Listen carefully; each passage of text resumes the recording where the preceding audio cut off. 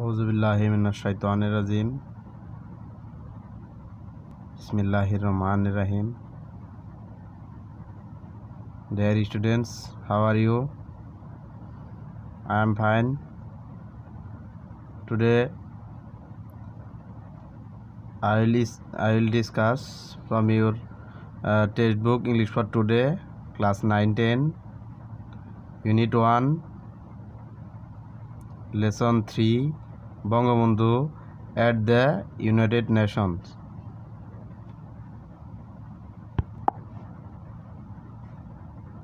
At first I will give some word meaning for your real studies. Bangabandhu at the United Nations. UN, that means United Nations. জাতিসংঘে Bangabandhu. Assembly, সমাবেশ। Influential, প্রভাবশালী। ভেনি, বিধি, VC মানে আসলাম, দেখলাম, জয় করলাম। কনকুয়ার, জয় করা। ওরেশন, ভাষণ বা বক্তৃতা। ক্যারিসমাটিক মানে সহজাত, দক্ষতা সম্পন্ন। মাইলস্টোন অর্থাৎ মাইল ফলক। পার্লামেন্ট, সংসদ বা আইনসভা। সেঞ্চুরি লং, শতাব্দী প্রাচীন। কো এক্সিস্টেন্স সহাবস্থান বা পাশাপাশি অবস্থান। মিউচুয়াল পারস্পরিক। সভরেন্টি সার্বভৌমত্ব। রিজনাল মানে আঞ্চলিক বা এলাকাভিত্তিক। ইন্টিগ্রিটি অখণ্ডতা, সততা, চারিত্রিক দৃঢ়তা।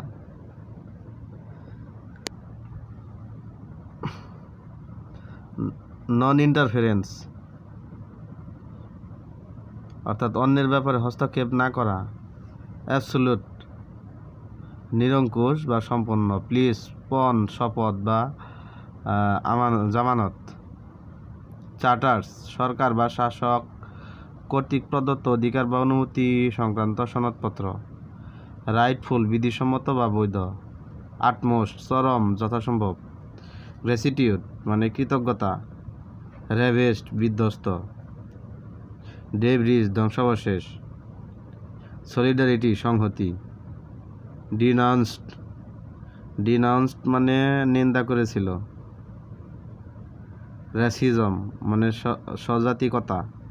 ইম্পেরিয়ালিজম সাম্রাজ্যবাদ। আনএন্ডিং চিরস্থায়ী। আনপ্রেসিডেন্টেড নজিরবিহীন। রেসিশন প্রত্যাহার। টুগেদারলেস একত্রা। সাবস্টেন্সিয়াল মজবুত বা দৃঢ়ভাবে নির্মিত অর্থাৎ সারগর্ভ।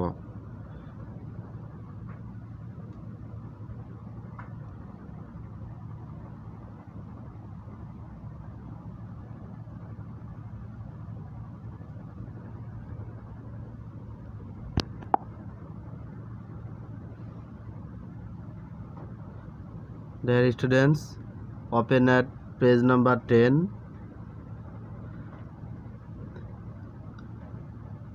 Here we can see a picture of Bangabandhu and a picture of United Nations monogram, that means logo.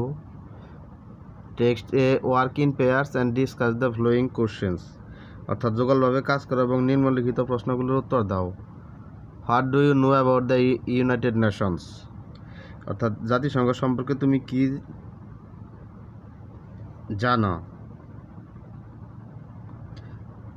Question 2, what do you know about Bangabandhu's speech at the United Nations অর্থাৎ জাতিসংঘে বঙ্গবন্ধুর ভাষণ সম্বন্ধে তুমি কি জানো। এই অ্যান্সারগুলো আমরা এটা নেক্সট প্যাসেজটি পড়লে আমরা এইটার অ্যান্সার নিজের ভাষায় বলতে পারবো। Text B, read the text and answer the questions that follow অর্থাৎ পাঠ্যাংশটি পড়ো এবং নিচের প্রশ্নগুলোর উত্তর দাও।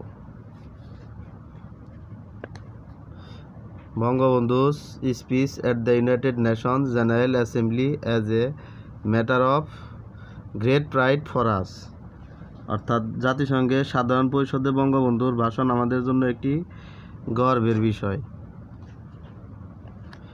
He delivered the speech on 25th September 1974, just after a week Bangladesh became a member of the United Nations.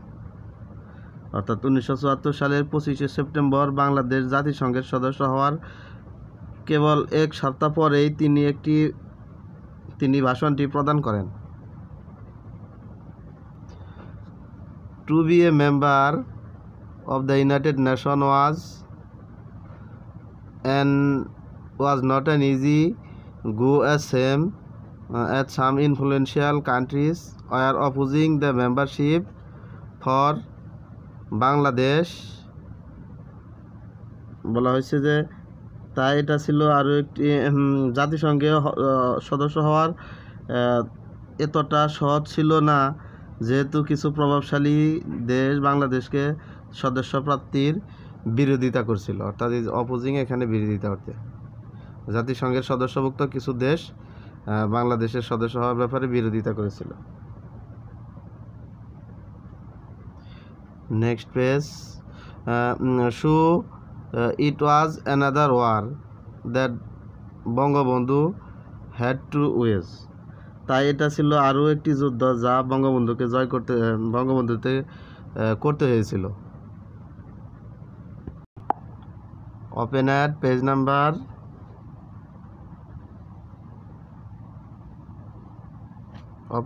number 11. But finally Bangabandhu won. কিন্তু অবশেষে বঙ্গবন্ধু জয়লাভ করেন।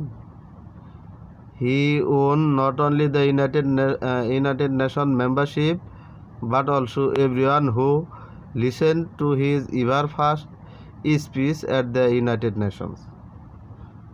অর্থাৎ তিনি কেবল জাতিসংঘের সদস্য লাভই করেননি, বরং সেই প্রত্যেকটি ব্যক্তিকে জয় করেন যারা জাতিসংঘে তার প্রথম ভাষণটি শুনেছিলেন। It was a very busy experience for him. He came, he saw, and he conquered everyone. এটা ছিল তার জন্য আসলাম, দেখলাম, জয়লাভ করলাম অভিজ্ঞতা।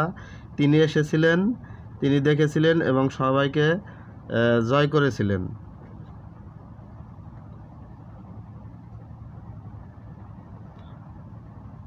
Bangabandhu was the first person in the history of the United Nations to deliver a speech in Bangla,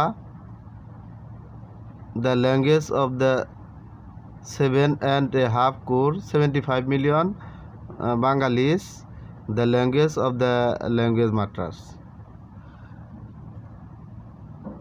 অর্থাৎ জাতিসংঘের ইতিহাসে বাংলায় ভাষণ প্রদানকারী প্রথম ব্যক্তি ছিলেন Bangabandhu.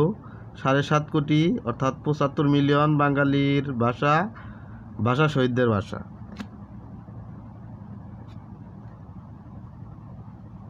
The poet of oration, the icon of charismatic leadership, touched another milestone, and so did the Bengalis through him. বক্তৃতার কবি সহজাত দক্ষতাপূর্ণ নেতৃত্বের প্রতিমূর্তি আরও একটি মাইল ফলক স্পর্শ করলেন এবং তার মাধ্যমে সকল বাঙালিরাও তা করেছিলেন।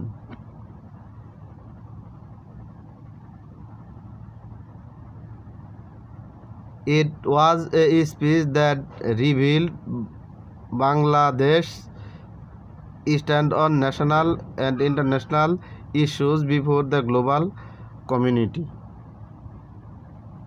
এটি এমন একটি ভাষণ ছিল যা বিশ্ব সম্প্রদায়ের কাছে জাতীয় ও আন্তর্জাতিক বিষয়সমূহ বাংলাদেশের অবস্থান প্রকাশ করেছিল।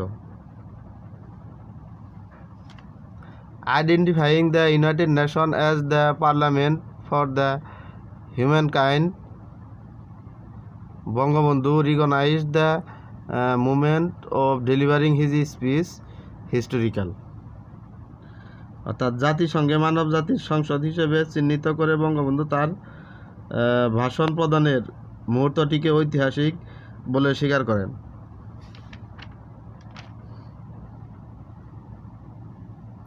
He mentioned that The very moment justified the century-long struggle and sacrifice of the Bengalis for self-rule, independence, dignity and coexistence along with the other nations. তিনি এটি উল্লেখ করেন যে সেই মুহূর্তটি সুশাসন, স্বাধীনতা, মর্যাদা এবং অন্যান্য দেশের সাথে সহাবস্থানের জন্য বাঙালিদের শতাব্দীব্যাপী সংগ্রাম এবং বিসর্জনের ন্যায্যতা প্রতিপাদন করেছিল। He assured that Bangladesh would follow the ideology of mutual respect, national sovereignty and regional integrity and non-interference into internal issue of the other countries. তিনি নিশ্চিত করেছিলেন যে বাংলাদেশ পারস্পরিক সম্মান, জাতীয় সার্বভৌমত্ব, ক্ষমতা, আঞ্চলিক অখণ্ডতা এবং অন্যান্য দেশের অভ্যন্তরীণ বিষয়গুলো হস্তক্ষেপ না করার আদর্শ অনুসরণ করবে।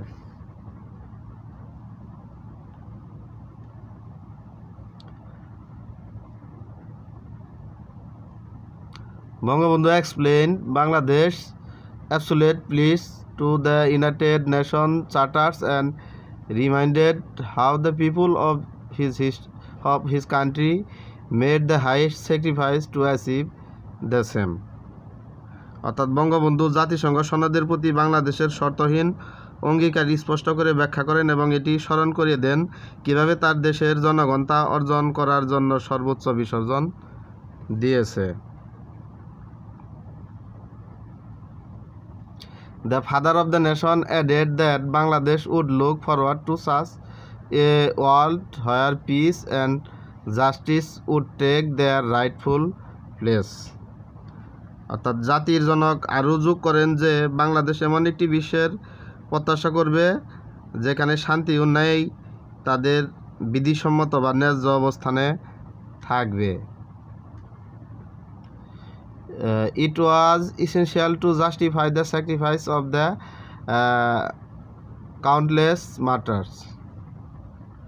বলা হয়েছে অগণিত শহীদদের আত্মত্যাগের ন্যায্যতা প্রতিপাদন করার জন্য এটা অপরিহার্য ছিল।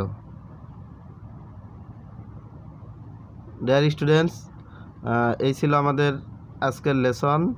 আশা করি তোমরা ভালোভাবে বুঝতে পারছো এবং আমার ভিডিও ক্লাস যথাযথভাবে অনুসরণ করবে এবং আমাদের যে অনলাইন ক্লাস এবং আমাদের ধারাবাহিকভাবে অ্যাসাইনমেন্ট শুরু হয়েছে 20 মার্চ থেকে। আশা করি আমাদের ক্লাস অনুসরণ করবে এবং যথাযথভাবে এক সপ্তাহব্যাপী প্রতি সপ্তাহে যে 2টি বিষয়ের অ্যাসাইনমেন্ট দেওয়া হবে এবং সেই অ্যাসাইনমেন্ট প্রস্তুত করে প্রতি বৃহস্পতিবার তা অফিস কক্ষে জমা দিবে। ধন্যবাদ সবাইকে। সবাই ভালো থাকো, সুস্থ থাকো, বেশি বেশি স্বাস্থ্যবিধি মেনটেন করো এবং বেশি বেশি হাত ধোবে। ধন্যবাদ সবাইকে।